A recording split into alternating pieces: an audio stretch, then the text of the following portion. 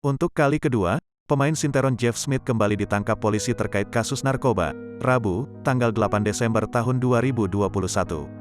Padahal 3 bulan lalu ia menyelesaikan hukuman. Direktur Reserse Narkoba Polda Metro Jaya Kombes Pol Mukti Juharsa pun membenarkan artis inisial JS yang ditangkap pihaknya adalah artis peran Jeff Smith.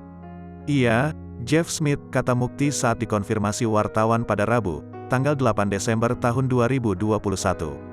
Meski begitu, Mukti Juharsa belum bisa membeberkan lebih lanjut mengenai kronologi penangkapan.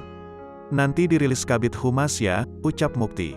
Seiring pemberitaan mengejutkan itu, postingan terakhir Aisyah Aqilah, pacar Jeff Smith, dibanjiri komentar netizen.